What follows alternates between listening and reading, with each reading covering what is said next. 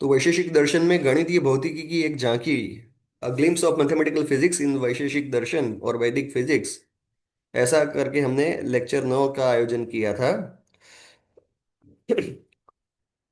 और इसका ऐतिहासिक परिप्रेक्ष्य हमने कुछ थोड़ा रिव्यू, इसका रिवीजन किया था। उसके उसको जाने देते हैं। इसमें हमने प्रयुक्त संस्कृत शब्दावली जो है, वो नोदन, संस्कार, वेग, गुरुत्व, कर्म, माध्यम, ये सब जो है वो वैशेषिक दर्शन में आते हैं, सूत्रों में आते हैं उसके। और ये संस्कृत वर्ड्स जो है वो नॉन ट्रांसलेटेबल्स हैं। इनका भाषांतर करके इनको संकुचित कर दिया जाता है, जबकि ऐसा नहीं होना चाहिए। भारत में जब भौतिक विज्ञान पढ़ाया जाए तब इन शब्दों का प्रयोग होना चाहिए, ऐसा भाव रहा। क्योंकि फिजिक्स के रूप में ये इम्पल्स संस्कार जो है वो इम्प्रिंट्स या मोमेंटम या वेलोसिटी के रूप में रहेगा, वेग के रूप में रहेगा, गुरुत्व ग्रेविटी के रूप में। ये फिजिक्स की बात होगी तब होगा। लेकिन दार्शनिक व्यावहारिक अर्थ इसके और भी हैं इन्हीं शब्दों के। प्रहार, प्रेरणा, ट्रिगर करना, नोदन का अर्थ होगा। संस्कार, परिणामी प्रभाव, पूर्व अनुभव का प्रभाव, मेमोरी, इम्प्रिंट्स, ये रहेगा। वेग का गतिशीलता, प्रवृत्ति, क्रिया होगा। गुरुत्व का आकर्षण शक्ति होगा, प्रबलता होगा। और हमने आगे ये तो व्याख्यान 9 के लिए हमने ये टेबल प्रस्तुत किया था। व्याख्यान 10 में ये टेबल और विस्तरण से इसमें इन्हीं संस्कृत शब्दों के कौन से अर्थ और विस्तार से अन्य अन्य क्षेत्रों में लागू होते हैं उसके ऊपर भी विचार किया था।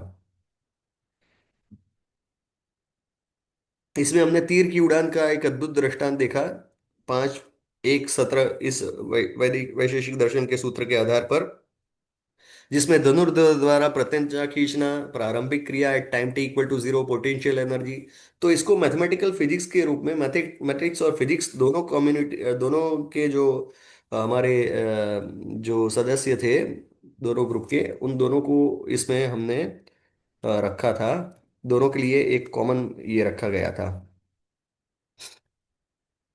तो उसका रीजन ये था कि जहाँ भी ये सारे फिजिक्स की बात है वो मैथमेटिकल फिजिक्स के अंतर्गत आती हैं, और वैसे भी फिजिक्स की सारी बात मैथमेटिक्स के बगैर हो ही नहीं सकती।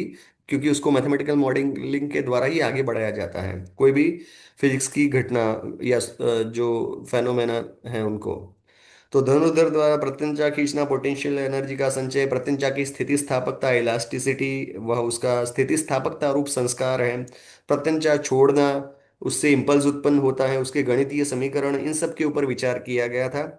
और संस्कार और वेग प्राप्ति के बाद क्या होता है, उत्तरोत्तर गति होती है, वो अच्छी HD इमेजेस के द्वारा बताया गया था। उसमें पुनरावर्तन का एक रिकर्सिव रिलेशन का एक संबंध जो स्थापित हुआ था इस सूत्र में, वो भी बताया गया कि action at time t+1 is function of velocity at time t।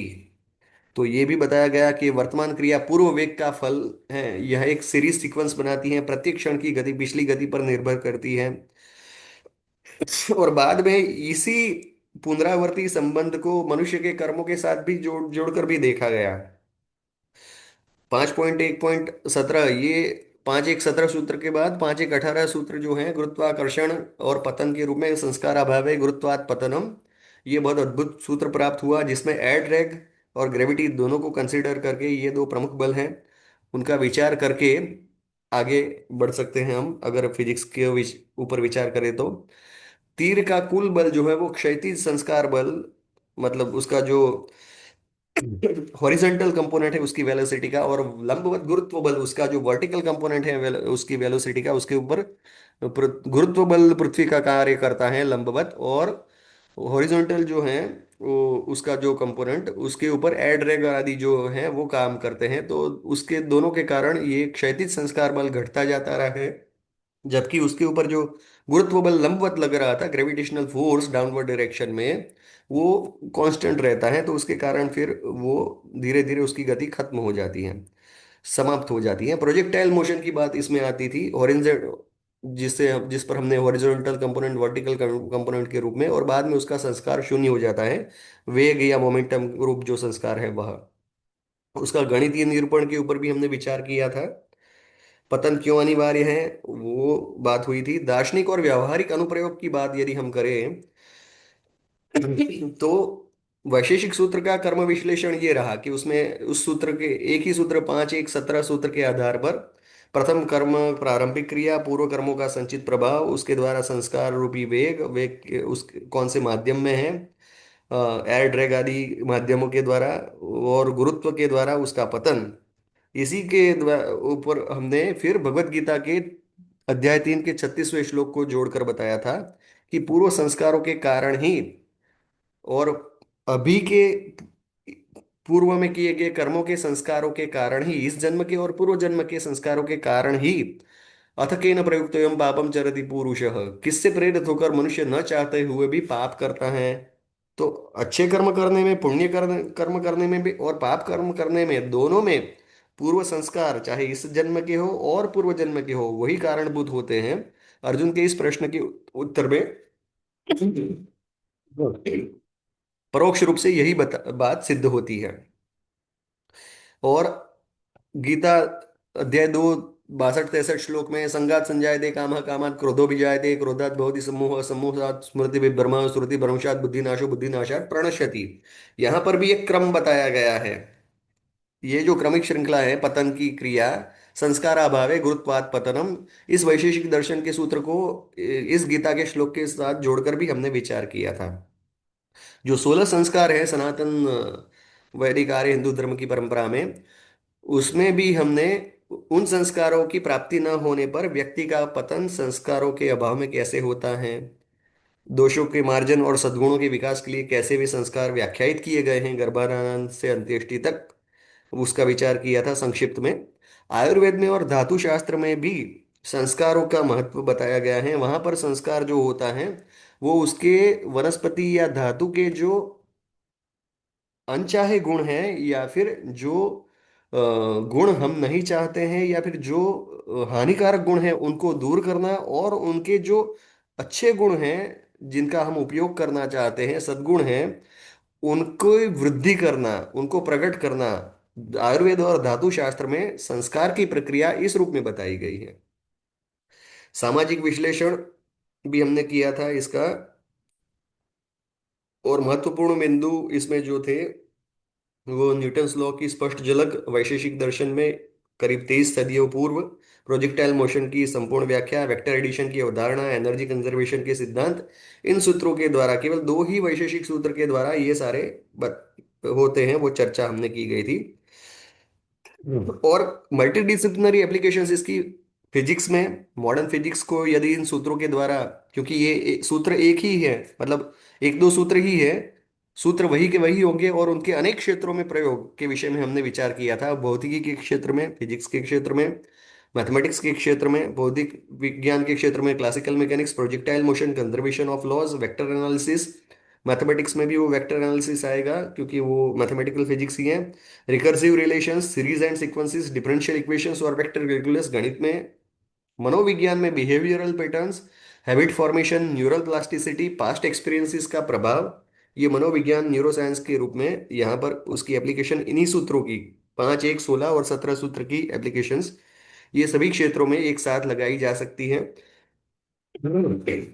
समाज समाज शास्त्र में social momentum, cultural inertia, environmental influence, peer pressure, ये जो आजकल की टर्म से यूज हो रही हैं बिहेवियरल साइंस की, समाज में जो चल रहा है अलग अलग घटनाओं के परिप्रेक्ष्य में उसमें भी इसको लगाया जा सकता है। शायद उस लेक्चर में हमने इसके ऊपर विचार अधिक नहीं किया था या बिल्कुल नहीं किया था, लेकिन ये भी उभर के आ रहा है कि जब हम सोशल साइंस की स्टडी में भी ये दो सूत्र काम आएंगे जिसमें मोमेंटम की, संस्कार की, वेग की बात आती है, गुरुत्वा संस्कार अभाव गुरुत्वात् पतनम की बात आती है। कैसे पीयर प्रेशर काम करता है, जैसे बाण के ऊपर एयर ड्रैग काम करता है ऐसे पीयर प्रेशर काम करता है। एनवायरमेंटल इन्फ्लुएंस कैसे काम करता है, माध्यम कैसे काम करता है।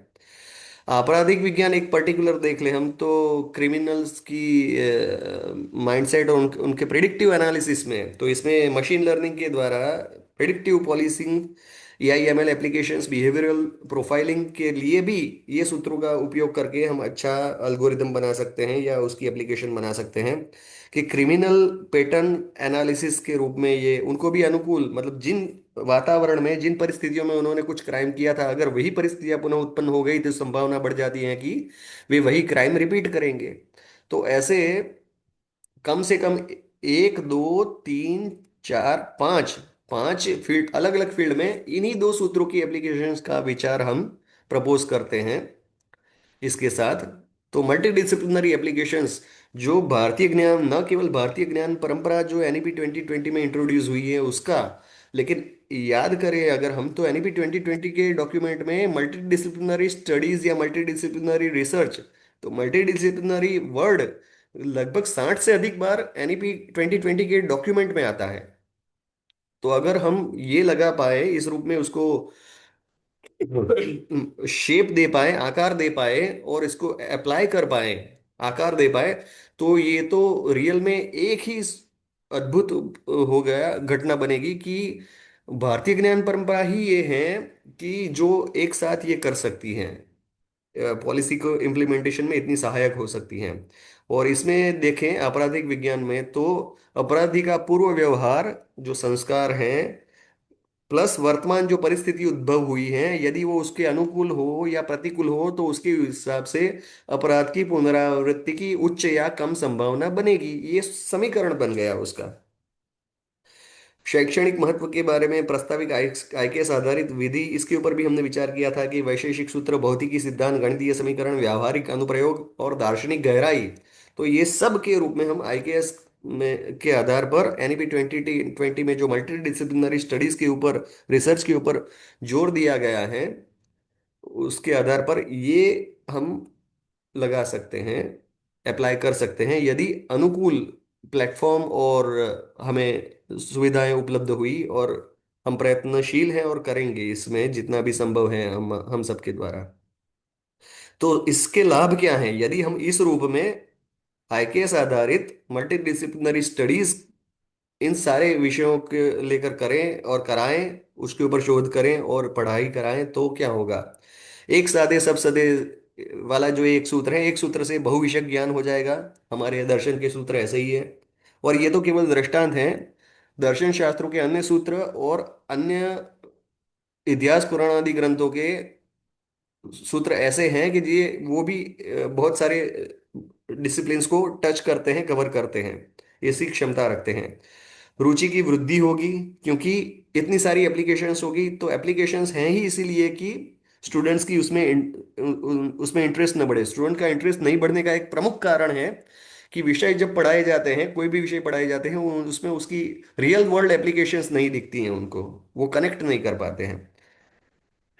इससे क्या होगा? बोझ भी कम होगा। इंटरकनेक्टेड लर्निंग के कारण उनके ऊपर, उनको जो बहुत सारे सब्जेक्ट पढ़ने पड़ते हैं जिनका इंटरकनेक्शन नहीं होता है, तो उसका बोझ भी उन पर कम होगा। दीर्घकालिक स्मृति उनकी, क्योंकि बार बार यही सूत्र रिपीट होंगे, यही सिद्धांत रिपीट होंगे, तो उनकी स्मृति में पुनरावर्तन के कारण भी वे दीर्घकाल तक रहेंगे। और न केवल दीर्घकाल स्मृति ही रहेगी, वो सांस्कृतिक संदर्भ में भी स्वयं को जुड़ा हुआ अनुभव करेंगे, और फिर वो आगे प्रोपोगेट जनरेशन टू जनरेशन होता रहेगा। तो ये हुआ पूरा समग्र विकास विज्ञान, व्यवहार और दर्शन के रूप में।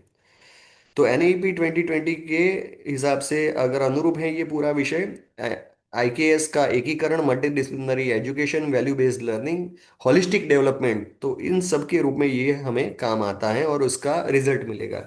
होलिस्टिक डेवलपमेंट तो चाहते हैं हम। शोध की भविष्य की दिशाएं, क्लासिकल मैकेनिक्स का फिलोसॉफिकल कॉन्टेक्स्ट में पुनर्लेखन होना चाहिए। वैशेषिक सूत्रों पर आधारित टेक्स्ट बुक्स बननी चाहिए। संस्कृत टर्मिनोलॉजी के साथ फिजिक्स की बुक्स और बाकी विषयों की बुक्स बननी चाहिए, बाकी डिसिप्लिन में, कि जिससे कम शब्दों में हम विस्तार दे पाएं हमारे सिद्धांतों को। और ये जो बताया गया कि दीर्घकालिक स्मृति का कारण बने, सांस्कृतिक संदर्भ से जुड़ा हुआ अनुभव करे और समग्र विकास में काम आए, बोझ कम हो, जो शिक्षा का बोझ विद्यार्थियों पर होता है वो भी कम होगा, उनकी रुचि की वृद्धि होगी। तो ऐसा सारा, इतने सारी समस्याओं को एक साथ हल करने वाला हमारा भारतीय ज्ञान परंपरा और हमारे भारतीय दर्शन के ये ग्रंथ और उनके सिद्धांत हैं, उनके सूत्र हैं। मैथमेटिकल डेरिवेशंस, वैशेषिक अवधारणाओं से मॉडर्न इक्वेशंस की व्युत्पत्ति करने के लिए हम प्रोजेक्ट्स कर सकते हैं। इसमें भी टेक्स्ट बुक, मैथमेटिक्स की टेक्स्ट बुक को रीडिजाइन कर सकते हैं और रिसर्च प्रोजेक्ट्स कर सकते हैं, कॉम्प्लेक्स सिनारियोस का विश्लेषण कर सकते हैं। 2 डायमेंशनल और 3 डायमेंशन में भी ये सिद्धांतों को कैसे लगाया जाए और उसका विस्तार किया जाए वो कर सकते हैं। Comparative studies, Indian versus western physics paradigms, timeline analysis, influence studies, इसमें भी जा सकते हैं। एप्लीकेशन डेवलपमेंट में आर्टिफिशियल इंटेलिजेंस और मशीन लर्निंग में संस्कार सिद्धांत को कैसे प्रयोग करें, क्योंकि उसमें भी वही है। उसमें एक ट्रेनिंग सेट होता है और बाद में टेस्ट किया जाता है कि ट्रेनिंग का रिजल्ट क्या मिला। जो एआई सिस्टम होता है, अल्गोरिदम होता है या जो प्रोग्राम होता है, उसने कितना सही तरीके से वो आउटपुट दे रहा है, तो उसके लिए उसकी पहले ट्रेनिंग होती है। ट्रेनिंग संस्कार जैसा है, और उस संस्कारों से प्रभावित होकर वो फिर उसके ऊपर टेस्टिंग किया जाता है, तो वो कितना सफल हुआ है या निष्फल हुआ है उसका रिजल्ट मिलता है। चाहे वो प्रेडिक्टिव एनालिसिस हो या अन्य कोई एआई एमएल के एल्गोरिदम्स हो।